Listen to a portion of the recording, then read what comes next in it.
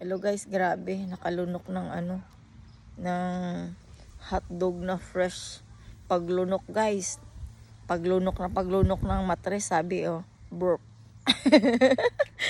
Nag-burp guys, grabe. Hindi ko akalain na ganun pala, pwede palang mag-burp ang matres. Sabi, burp, burp, burp. Full tank, grabe, astig.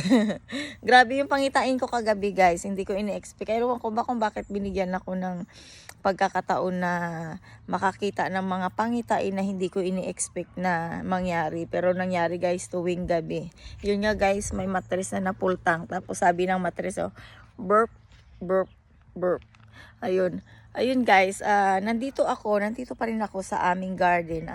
Ang sarap ng pakiramdam kaysa doon ka sa dagat, tapos tapos marami kayong, alam mo na, baka mamaya makakita pa kayo ng mampuputay, mambubuto. Kaya yun, hindi ako pwede mag-vlog doon guys. At saka alam mo naman, ayaw ko ng may toxic sa paligid ko, tapos may toxic sa paligid ko, tapos sala sa init ang utak, 'di ba? Imbis na maganda ang vlog ko, imbis na maganda ang beauty ko, nasisira guys ang aking beauty of the day.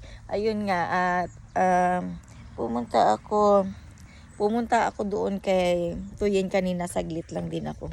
As in, saglit lang kasi alam mo na, it's my free day, Sunday. Dapat ay nasa church ako, pero dahil malayo ang church, alam mo na, malayo ang church. Kaya yon, dito na lang ako sa aming garden, nagre-relax. At may dumating na, hindi ko alam guys, baka 80888 na mahilig kalkal ng ka-8-8 ng buhay ko. Ayun siya guys. Kasi alam mo dati ganito. Mayroon dyan, dati pa naman. Lalo na yung kapitbahay namin, yung parang nasa bunutan ng ulo. Laging gumagawa ng gulo, tapos sasabihan, kuha niya yung machine dito. Babalik niya daw kapag binayaran ko yung utang ko sa kanya. Sa isip-isip ko lang, gumagawa kayo ng sarili nyong gulo.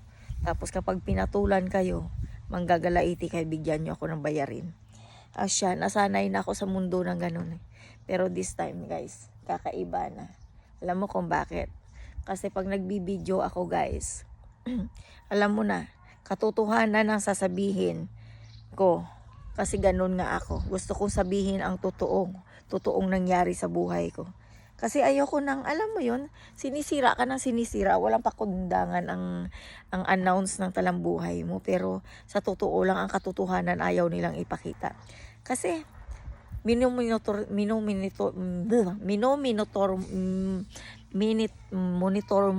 ano ba yan, minomonitor mo, you're monitoring other person's life, and then you need to pretend after that you're innocent, that it's never happened. Alam mo dati pa, hinahamon ko na yan sila ng lightes. Hinahamon ko yan sila ng lightes. Alam mo kung bakit? Kasi alam ko naman na nabukya ko sila sa mga dinidikit nilang sa bahay, kung ano nilagay nila. Alam mo yung kotse namin, may kamera yan. Okay, may kamera yan. Pero hindi ko lang nakita kung saan inilagay.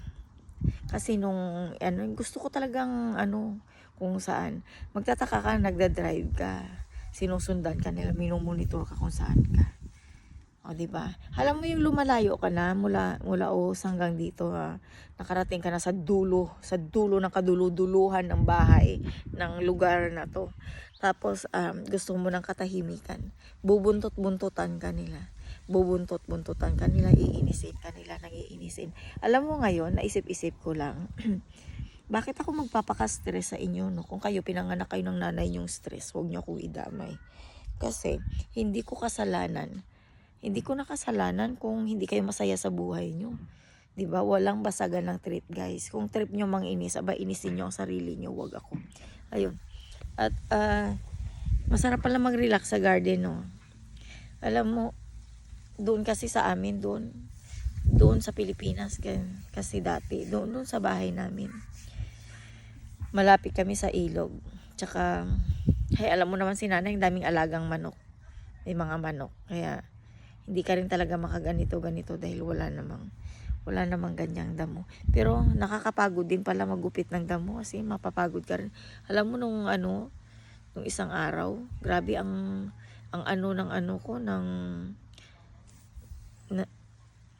ng katawan ko, pagod na pagod ako.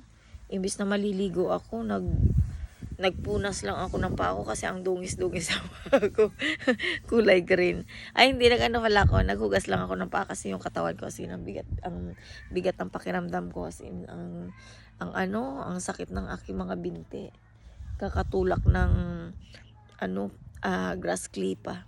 Tapos ayan. Ayan, ginupit ko yan. 'Di ba ang ganda na? Ang ganda na siya tignan. Hindi na siya magulo. Kaysa makikita mo, Diyos ko, ang gulo-gulo. Pero sa totoo lang, gusto ko pang, iklian. So, kaya, yun, pag ganun, gaganunin ko. Kasi siya, nahihirapan akong gupitin kasi mataas. Hindi ko maabot. Alam mo naman, pandak nga. Ayun. Alam mo yung mansanas, pwede nang kainin. Pwede na siyang sausaw mo sa asin. Tsaka hindi siya maasim. Ayun guys, puputulin ko na to. Pasok ako sa loob, magtitimpla ako ng juice. At syempre, ako'y magsising along. Ayun. Dahil wala akong microphone, ang gagawin ko ay, YouTube lang. At saka yun, mag-video mag-isa. Ayun guys, hihintayin ko ang aming pagkikita at pagtatagpo ng aking anak sa 24. Ayun. Pupuntahan ko siya at naka-ready na sa kanya yung ready ko na yung ibibigay ko sa kanyang damit kasi ganun ako guys. Kahit ngayon na konti lang yung salary ko, tinatry ko yung best ko kung paano ko mabigyan ng konting, alam mo na, konting gagamitin ng anak ko sa araw-araw kasi gusto ko pag pumasok siya ng school, mayroon siyang bagong damit. Ayun guys. Ganun akong klaseng nanay. Kaya kahit anong daldal nila tungkol sa akin na paninira, wala akong pakialam dahil una, I try my best to be a good mom of my daughter. Kaya yun. Ayun ang aking intindihin ngayon ng anak ko, buhay ko, kung paano ko ma-maintain ang aking healthy lifestyle. Ayun guys, ingat kayo lagi. God bless you all and have a nice evening sa inyo dyan sa Pilipinas. At kung saan man kayo dako ng mundo. Ingat kayo lagi at pray lang kay Papa Jesus. Isama nyo naman ako guys sa inyong mga dasal na sana'y maging safe ako sa araw-araw ng aking buhay kasi alam mo naman ang buhay ko dito at alam ko na hanggat hindi ko nakakasama ang aking family sa araw-araw ay I'm not safe. Dahil nasanay ako guys na nung nandoon ako sa Pilipinas, sanay ako na nakapalibot sa akin ang pamilya ko at kahit saan ako pumunta, I know that they are always there to help me. Alam mo yun, yung sa madaling salita guys ay nandyan sila para i-guide ako at tulungan kung ano man ang aking gawain. Ayun. Yun lang guys, at ang aking bra, alam mo naman, yun nga guys, flat, pero may cleavage, pero paminsan-minsan, flat is flat. Yun. Bye guys, ingat kayong lahat. Bye-bye.